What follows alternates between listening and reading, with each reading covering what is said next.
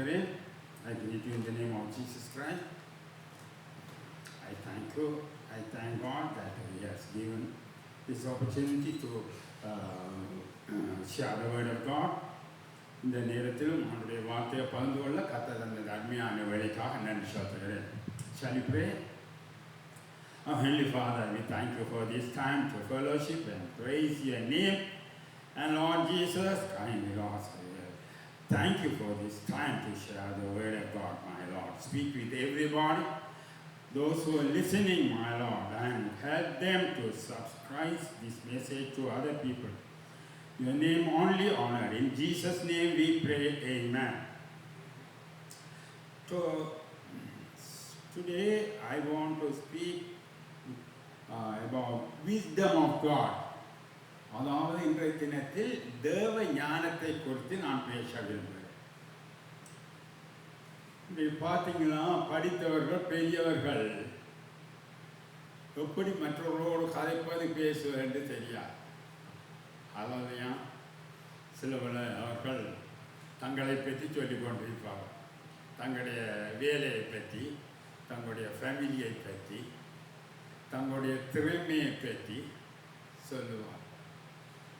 எப்படி மற்றவர்களோடு அவர்கள் பழகணும், எப்படி கதைக்க வேணும், எப்படி பேச வேணும், என்னத்தை பேச வேணும் என்று அநேகருக்கு தெரியாது. அதையா so many people they don't know how to approach the people, how to build other people, they don't know how to speak with other people because they have lack of wisdom of God. ஏனென்றால் தேவனுடைய அந்த ஞானத்தை அறியாதபடியினால் அவர்கள் இப்படி இருக்கிறார்கள். Hallelujah. So where can we get the wisdom of God? நாம் எங்கிருந்து தேவனுடைய ஞானத்தை நாம் பெற்றுக்கொள்ளலாம் என்று வார்த்தை சொல்லுகிறது. யோபு என்ற பக்தன் சொல்லுகிறான். Job chapter 28 verse 12 and 21. Where can wisdom be found? Where does understanding dwell? It is hidden from the eyes of every living thing, concealed even from the bird in the sky. அதாவது யோபன் பார்த்து சொல்கிறான், ஞானம் கண்டெடுக்கப்படுவது எங்கே, புத்தி விளைகிற இடம் எது, அது ஜீவனுள்ள சகலுடைய கண்களுக்கும் ஒளித்தும் ஆகாய பறவைகளுக்கும் மறைந்தும் இருக்கிறது. அப்போ ஞானம் எங்கு கண்டெடுக்க, அது எல்லா ஜீவனுள்ள ஜனங்களுடைய கண்ணுக்கு மறைவாக இருக்கிறது, ஒளித்து இருக்கிறது. அதுபோல பறவைகள் மற்றவர்களுக்கும் அது மறைவாக இருக்கிறது என்று சொல்லுகிறார். Hallelujah. So it is hidden from the eyes of every living thing. எல்லாருக்குள்ளேயும் அது மறைவாக இருக்கிறது. சிலருக்கு ஞானத்தோடு பேச தெரியாது. சில இடத்துல போய் பேசி தங்க அந்த இடத்தையே கெடுத்துட்டுருவாங்க. சிலர் தாங்களே பேசுவாங்க, மற்றவங்களை கதை பேச விட மாட்டாங்க. You understand? And so when they start the talk, they never allow other people to talk. ஏன்னா அவங்களுக்கு தேவ ஞானம் இல்லை. போய் ஆனப்படினா இந்த இடத்துல அவன் யோபு சொல்கிறான், ஞானம் தேவனுக்கு பயப்படுவதே ஞானத்தின் ஆரம்பம். அதாவது fear of God is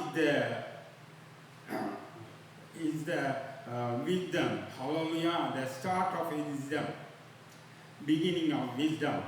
So Job 28 verse 28 says that fear of the Lord, that is wisdom, and to shun evil is understanding.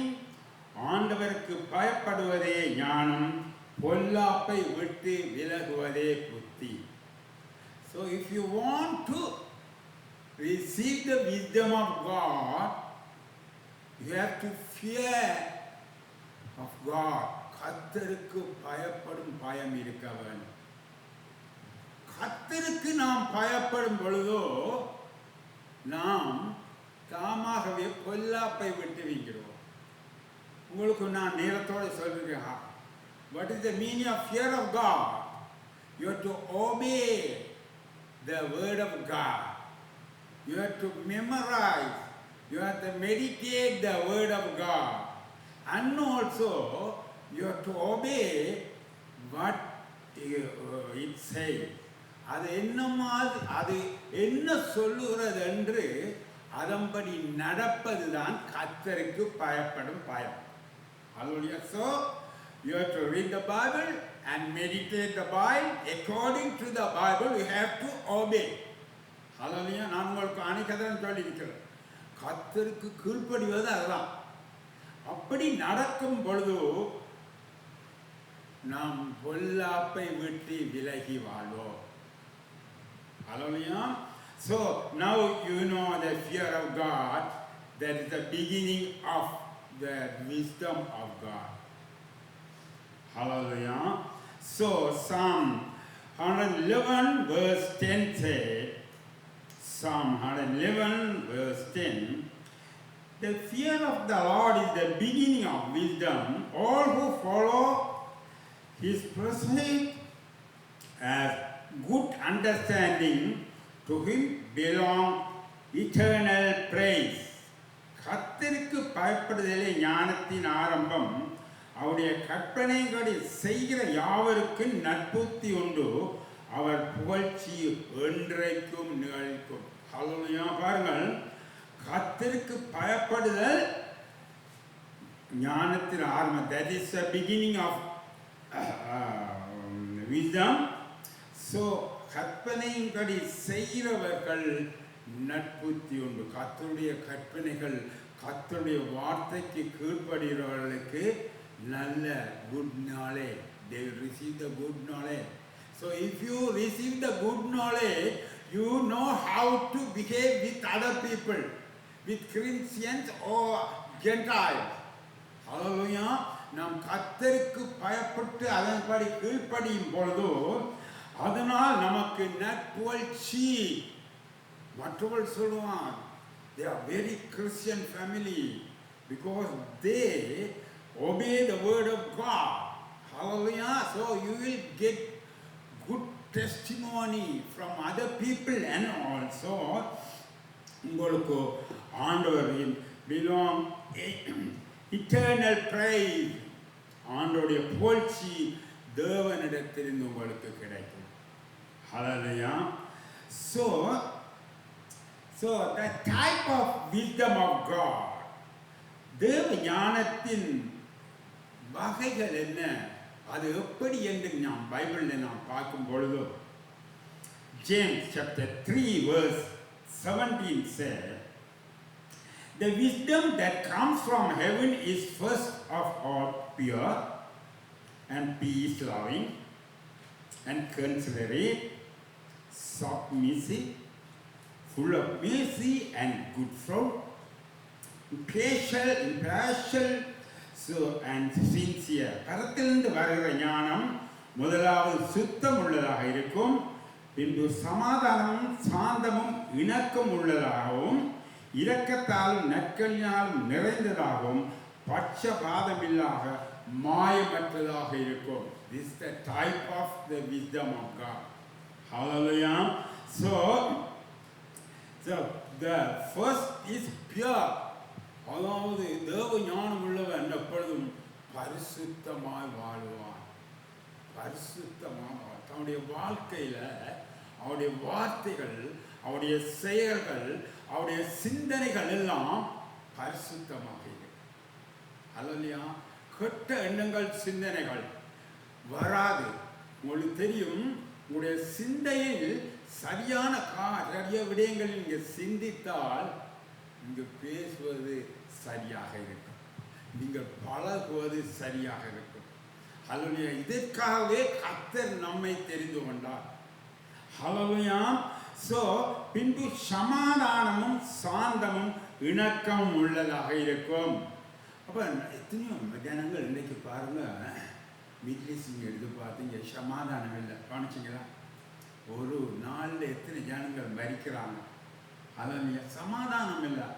ஏனென்னா என்று நாடு பெருசு, நான் தான் பெரியவன், இப்படியாக ஒரு சுயநீதி, ஒரு செல்ஃப் ரைட்டஸ்னஸ், செல்ஃபிஷ்னஸ் அவர்களுக்குள் இருக்கிறபடியால் இன்றைக்கும் மத்திய கிழக்கு நாட்டில் சமாதானம் இல்லை.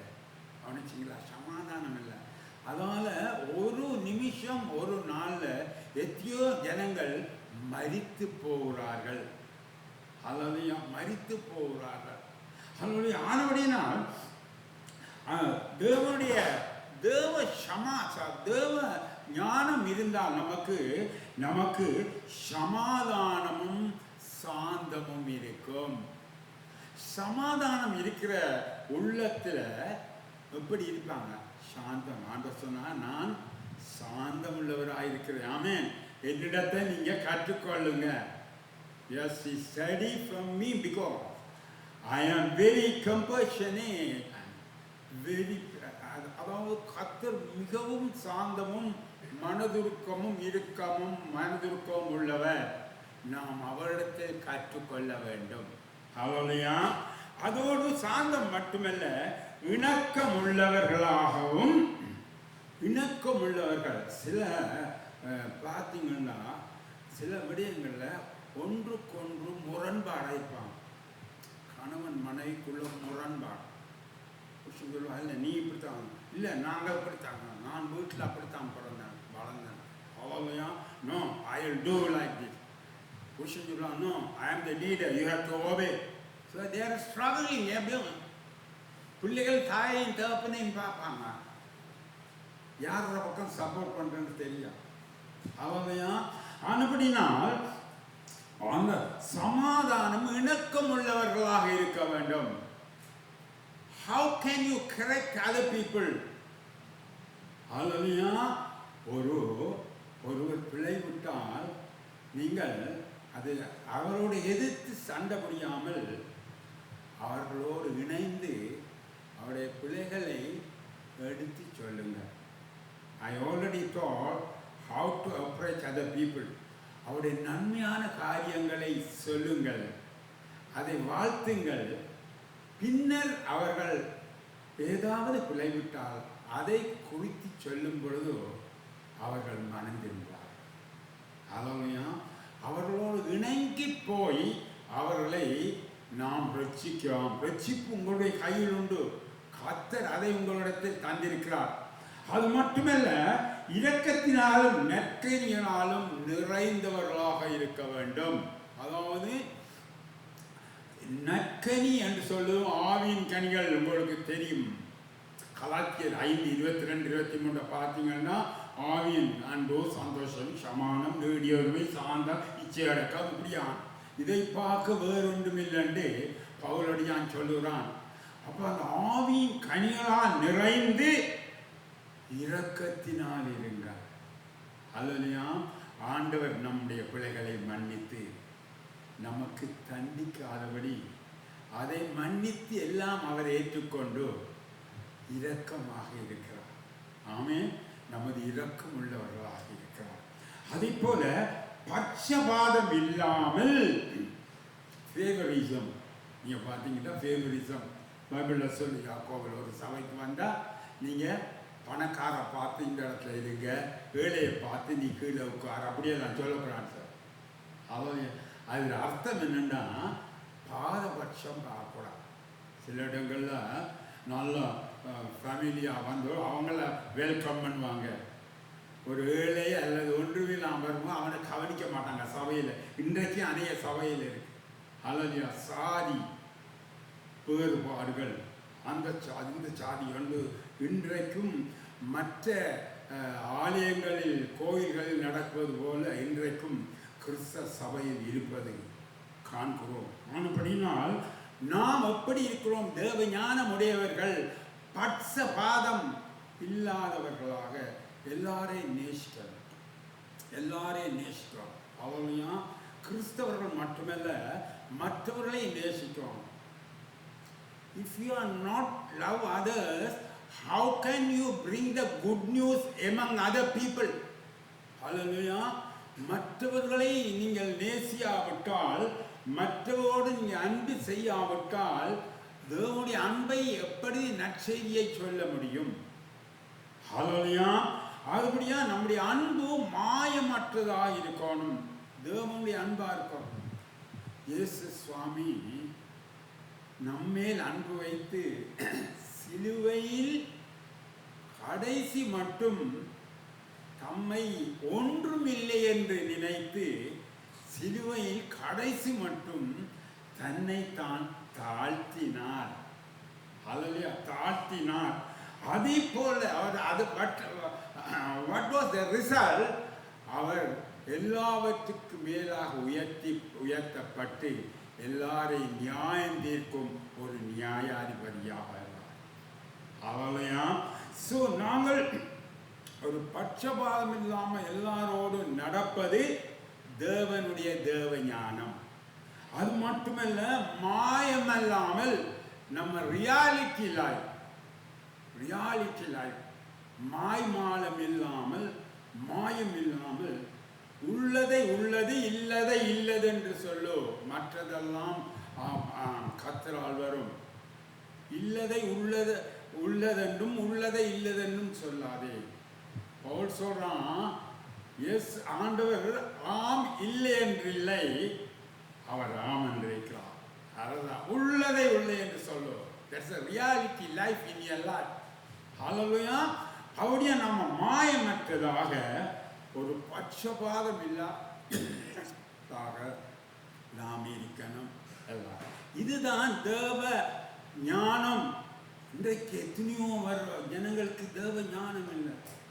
They don't know how to speak. ஹல்லேலூயா. அவர்களுக்கு தெரியா.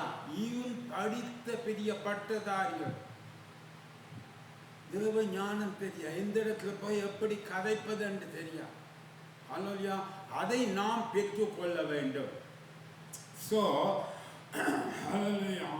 So God gives the wisdom to his people. தேவன் தமது பிள்ளைகளுக்கு தேவ ஞானம் கொடுக்கிறார். தேவன் தம்முடைய பிள்ளைகளுக்கு தேவ ஞானம் கொடுக்கிறார். உங்களுக்கு தெரியும், there are two kinds of wisdom. One is the wisdom of God. One is the wisdom of world. உலக ஞானம், தேவ ஞானம் ரெண்டு உண்டு. இப்பொழுது நான் உங்களுக்கு தேவ ஞானத்தை பற்றி சொல்லிக் கொண்டிருக்கிறேன். So Proverbs chapter 2 verse 6 and 7 say, the Lord gives wisdom, from his mouth comes knowledge and understanding. He holds success in store for the upright. He is a shield to those whose walk is blameless. கர்த்தர் ஞானத்தை தருகிறார். அவர் வாயிலிருந்து அறிவும் புத்தியும் வரும். அவர் நீதிமானுக்கென்று மெய்ஞானத்தை வைத்திருக்கிறார். உத்தமமாய் நடக்கிறவர்களுக்கு அவர் கேடமாய் இருக்கிறார். பாருங்க, அப்ப ஞானம் கர்த்தருடைய வாயிலிருந்து வரும். அல்லேலூயா. சோ ஆண்டவருடைய வார்த்தை தேவ வார்த்தை. அல்லேலூயா. அப்ப ஞானம் நீங்க வார்த்தை மூலம், பரிசுத்த ஆவியானவர் பேசுகிற மூலம். பரிசுத்த ஆவியார் நமக்குள்ள இருக்கிறாரா இல்லையா? நமக்குள்ள வழி நடத்துகிறாரா இல்லையா? நாம் நடக்க வேண்டிய பாதிகளை நமக்கு சொல்லித்தாரா இல்லையா? நாம் பிள்ளையிடும் பொழுதோ அவர் கண்டித்து உணர்த்துகிறாரா இல்லையா? அப்ப அவர் நமக்கு தேவ ஞானத்துக்கு how to behave with other people, how to do that such things. தேவ ஞானத்தை கர்த்தர் எங்களுக்கு தருகிறார். அவர் வாயிலிருந்து அறிவும் புத்தியும் வரும். From his mouth come knowledge and understanding. அவரிடம் இருந்துதான் அறிவும் புத்தியும் வரும். ஹல்லேலூயா. So அவர் நீதிமானுக்கென்று மெய்ஞானத்தை வைத்திருக்கிறார். நீதிமான், righteous. Who is righteous? When you put your faith in God, you will be a righteous person. உடைய உன்னுடைய விசுவாசத்தை தேவனுடைய வைக்கும் பொழுது நீ நீதிமானாய் மாறுகிறாய். ஆபிரகாம் தேவனை கர்த்தரை விசுவாசித்தார், அவர் அவனை நீதிமானாக மாற்றினார். அல்லையா? சோ ஆண்டவருடைய மெய்ஞானத்தை நாம் பெற வேண்டும் என்றால் நாம் நீதிமானாக நம்முடைய விசுவாசத்தை முழுமையாக கர்த்தரிடத்தில் வைக்கும் பிள்ளைகளாக இருக்க வேண்டும். ஹல்லேலூயா. உத்தமமாய் நடக்கிறவருக்கு அவர் கேடகமாக இருக்கிறார். He is a shield to those who walk in blameless. குற்றமில்லாமல் நடக்கிறவங்களுக்கு கர்த்தர் கேடகமாக இருக்கிறார். எதிரியிலிருந்து பாதுகாப்பார். ஹல்லேலூயா. அவர் நமக்கு கேடகம், அவர் நமக்கு எதிரியிலிருந்து பாதுகாக்கிற தேவன். இஸ்ரவேலின் தேவன் நமக்காக யுத்தம் பண்ணுகிற தேவன். அல்லேலூயா. நீங்கள் சும்மா இருப்பீர்கள், நான் உங்களுக்காக யுத்தம் பண்ணுகிறேன். உனக்கு எதிராக எழும்பும் ஆயுதம் வாய்க்காதே போகும். உனக்கு எதிராக எழும்புவர்கள் 7 வழியாக ஓடுவார்கள். உனக்கு எதிராக வருவர்கள் உனது பாதத்தண்டை வருவார். இது தேவனுடைய ப்ராமிசஸ். அப்ப தேவன் சொல்றா, இஸ்ரவேல் ஜனங்கள்னா நாம தான் இஸ்ரவேல் ஜனங்கள், புதிய இஸ்ரவேல். சொல்றான், உனக்காக நான் யுத்தம் பண்ணுவேன், நீ சும்மா இருப்பாய். ஹல்லேலூயா. சோ தேவனுடைய பிள்ளைகள் எப்படி அவர் கேடகமாய் இருக்கிறார், மெய்ஞானத்தை கர்த்தர் தான் நமக்கு தருகிறார். கர்த்தருடைய வாயிலிருந்து அறிவும் புத்தியும் ஞானமும் கிடைக்கும். Hallelujah. So God's people must do according to the wisdom of God. அப்ப தேவ பிள்ளைகள் தேவ ஞானத்தின்படி நடக்க வேண்டும்.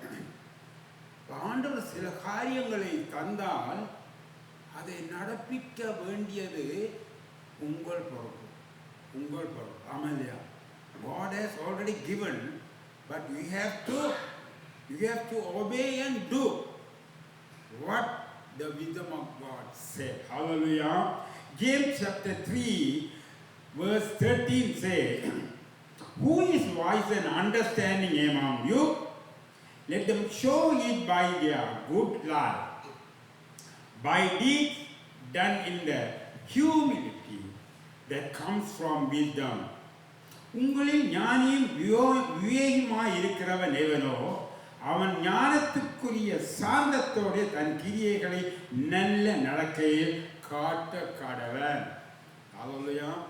இப்போ நாம நம்முடைய எல்லா காரியத்தையும் நம்முடைய செய்கையில் காட்டும் பொழுதுதான் மற்றவர்கள் நம்புவார். அல்லேலூயா. நம்ம பாருங்க, ஆபிரகாம் விசுவாசித்தான், அவன் கிரியையில் காண்பித்தான். அவனுடைய மகனை கொண்டு பலிபீடத்தில் வைத்தான். அவனுக்கு தெரியும், தேவன் உன்னை 1000 தலைமுறை ஆசீர்வதிப்பேன் என்ற தேவன் என் மகனை உயிரோடு வைக்க முடியும். அவன் சொல்லும் பொழுது மகனை கொண்டு எங்கு கொண்டு வைத்தான்? பலிபீடத்தில் கொண்டு வைத்தான். ஆபிரகாமே, உன் மகன் மேல் கை போடாதே. அல்லேலூயா. சோ அதுல ஆண்டவர் அவன் என்ன செய்தான்? அவன் விசுவாசித்தது மட்டுமல்ல, அவன் அதை கிரியையில் காண்பித்தான். யாக்கோபு சொல்லுகிறது, கிரியை இல்லாத விசுவாசம் செத்தது, மரித்து போனது. சோ நாம் கர்த்தருடைய ஞானத்தை நாம் எப்படி நம்முடைய கிரியையில் நாம் காண்பிக்க வேண்டும். வசனத்தில் மாத்திரமல்ல, கிரியையில் நாம் காண்பிக்க வேண்டும். ஹல்லேலூயா. ஆனபடினா நல்ல நடக்கையில் சாந்தத்தோடு நல்ல நடக்கையில் கிரியையில் நாம் காண்பிக்க வேண்டும். ஹல்லேலூயா. So ask God for wisdom. தேவ ஞானத்தை நீங்கள் கர்த்தரிடம் கேளுங்கள். நான் இவ்வளவு நேரமும் உங்களுக்கு அழகா புரிந்து கொள்ளக்கூடியதா சொன்னேன். தேவனிடத்தில் தான். அப்ப நாம் கேட்கணும். கேளுங்கள், கொடுக்கப்படும். ask it will be given. கேட்கும் பொழுது கர்த்தர் தருவார். Hallelujah. James chapter 1 verse 5 said, any of you lack wisdom, you should ask God, who gives generously to all without finding fault, and it will be given to you. உங்களில் ஒருவன் ஞானத்தில் குறைவுள்ளவனாயிருந்தால் யாவருக்கும் சம்பூரமாய் கொடுக்கிறவரும் ஒருவரின் கடிந்து கொள்ளாதமாகிய தேவனிடத்தில் கேட்க அப்பொழுது அவனுக்கு கொடுக்கப்படும். சோ நாம் ஞானத்தில் குறைவுள்ளவனாக இருந்தால், ஹல்லேலூயா, நாம் தேவனிடத்தில் கேட்கும் பொழுது அவர் ஒருவரை கடிந்து கொள்ள மாட்டார். இல்லாதவைகள்லாம் நாம் கேட்கிறோம். இல்லாதவைகள் இருக்கிற மாதிரி நாடகம் ஆடுறது ஆண்டவருக்கு விருப்பம். சில காரியங்கள் நமக்கு இல்லை, நமக்கு எல்லாம் தெரியுமெண்டா பைபிளில் சொல்லுதோ சரியான விதையில் உனக்கு ஒன்றும் தெரியாது, சரியான முறையில் நீ ஒன்றும் அறியலை. எனக்கு எல்லாம் தெரியுமெண்டா பைபிள் என்ன சொல்றது, சரியான முறையில் நீ அறிஞ்சு கொள்ள. புரியுதா? ஸோ ஆனபடினா நமக்கு குறைவொன்று ஆண்டவருக்கு, ஆண்டவரே kindly give the wisdom of God, my Lord. I don't know how to behave with other people, how to behave my spouse or children, Lord. Kindly give. Hallelujah. ஆண்டவர் நம்மளை கடிந்து கொள்ள மாட்டார். Hallelujah. அவர் நமக்கு கடிந்து கொள்ளாமல் அப்பொழுது அவர் தருவார், அது கிடைக்கும் என்று வார்த்தை சொல்லுகிறது. Hallelujah. So if any of you lacks wisdom, you should ask God, who gives generously to all without finding fault. Hallelujah. It will be given to you. அப்படினால் இந்த வேளையில் பிரியமானே, so how is the wisdom from heaven? பரத்திலிருந்து வரும் ஞானம் எப்படிப்பட்டது என்று ஒரு விஷயம் உங்களுக்கு சொல்லுகிறேன். பரத்திலிருந்தா பரலோகத்திலிருந்து தேவனிடத்திலிருந்து வரும் ஞானம் எப்படி என்று வார்த்தை சொல்ல. James chapter 3 verse 70 say, the wisdom that comes from heaven is first of all pure, then peace loving and considerate and submissive, full of mercy and good fruits in portion. நான் உங்களுக்கு சொன்னபடி பரத்திலிருந்து வருகிற ஞானம் முதலாவது சுத்தமாகும், பின்பு அது சமாதானமும் இரக்கம் உள்ளதாகவும் நற்கனிகளால் நிறைந்ததாகவும் இருக்கும். அவருடைய பரத்திலிருந்து ஞானத்தை நாம் பெற்றுக்கொள்ள வேண்டும். அல்லேலூயா. ஸோ இன்னொரு காரியம் நான் உங்களுக்கு சொன்னேன், விஸ்டம் ஆஃப் த வேர்ல்டு. இன்றைக்கு அநேகருக்கு தேவ ஞானம் இல்லை, உலக ஞானம்தான். உலக ஞானம், உலகத்துக்குள்ளே வாழ்கிறவங்க, நாம் உலக ஜனங்களோடு சஞ்சரிக்கக்குள்ள அவங்களோட ஞானம் தான் நமக்கு கிடைக்கும். Hallelujah. So James chapter 3 verse 14 says, if you harbor bitter envy and selfish ambition in your heart, is all evil practice. உங்கள் இருதயத்திலே கசப்பான வைராக்கியத்தையும் விரோதத்தையும் உடையதாக இது லௌகிக சம்பந்தமும் ஜென்ம சுவாபத்துக்கும் உரியது. அப்போ wisdom of the world அது என்ன சொல்றது? envy, bitterness and selfishness. Hallelujah.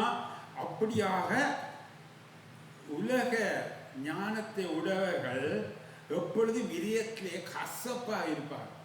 மற்றவர்களோடு கசப்பான மனம், முகத்தில் சந்தோஷம் இல்லை, சமாதானம் இல்லை, மனதில் கசப்பு இருந்தால் எப்படி இருக்கும்?